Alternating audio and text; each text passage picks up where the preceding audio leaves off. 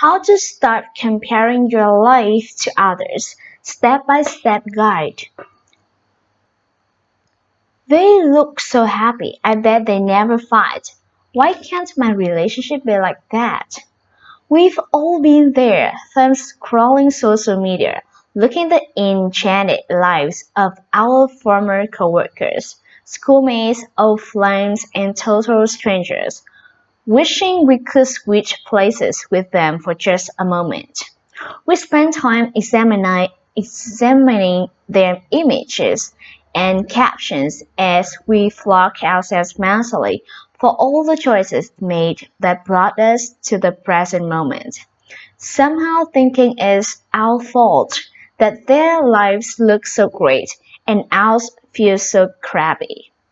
Psychologists have called this the comparison trap, and there is no doubt that the invention of social media has made the trap much bigger and harder to get out of. Depending on how many people you are connected with on social media and their frequency of posts, you face a daily onslaught of smiling faces and orchestrated moments designed to show how grateful, happy, positive, focused, and productive they have been. Yet, those are mostly curated moments chosen because they don't capture the real messiness of that person's everyday life.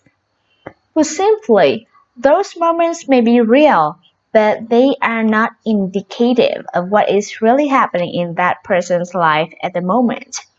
The feeling of being overwhelmed that accompanies actively comparing your life to others can be extremely destabilizing, especially if you are making an upwards comparison. This can be detrimental to you emotionally, physically, and psychologically. Some studies show that when a person chooses an upward rather than downward comparison target, that leads to increased upward comparisons. Comparing yourself against someone whom you believe has a better life and has accomplished more than you only lead to you finding more people with lives that seem better than yours for you to compare yourself to.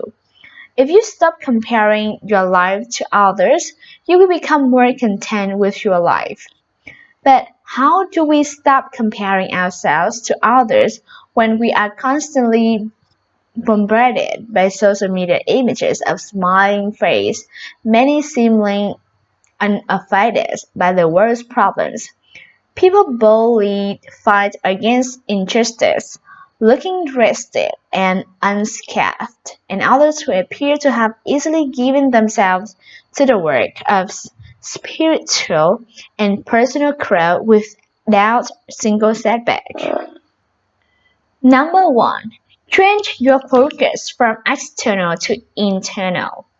Turning your gaze from external to internal is not easy, but it is worth it. You should stop comparing your life to others because you are the only person who needs to validate yourself.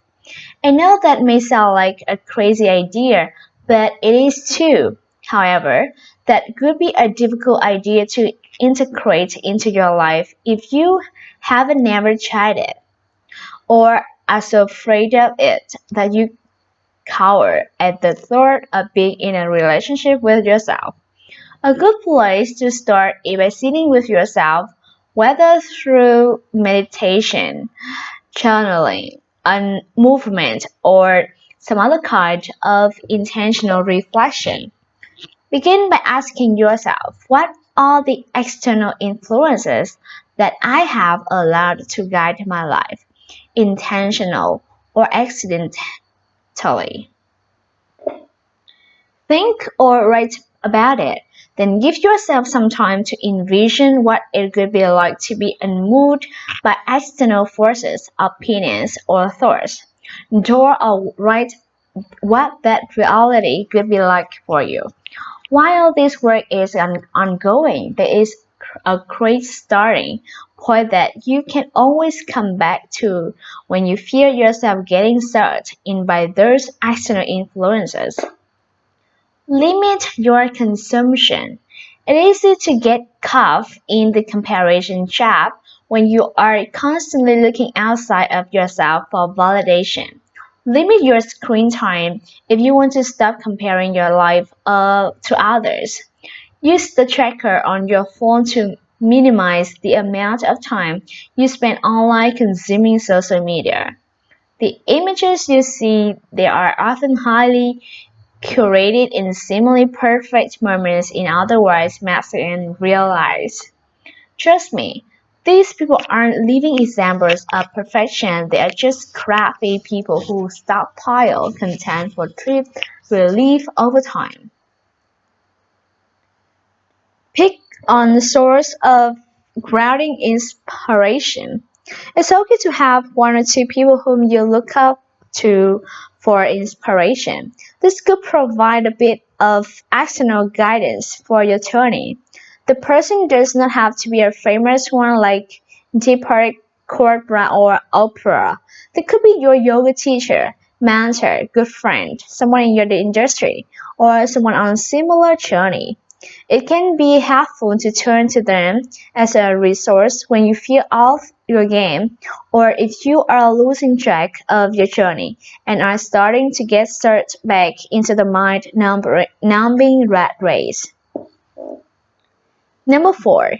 Cultivate a sense of joy to detach yourself from others' success. Seeing others succeed should not shake your world.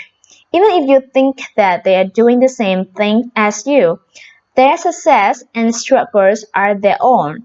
Stop comparing your life to others because you are all experiencing different things. Cultivating detachment around the journey of others will help you liberate you from feeling that you have to measure your progress against theirs. Cultivating a sense of authentic joy for their progress will help you celebrate your own progress. When you are happy for others, it makes it easier for you to be happy for yourself. When you are willing to acknowledge the wins of others, no matter how small, it also allows you to acknowledge your incremental wins too. Final thoughts. Proactive self-validation and reflection are the cures for avoiding the comparison trap. However, this is easier said than done. There will be ups and downs in your journey if you want to stop comparing yourself to others. But if you make your focus internal, limit your consumption of unchecked curated social media. Pick a grounding source of inspiration and work on cultivating joy and detachment for the success of others. Then you already make a big step in the right directions.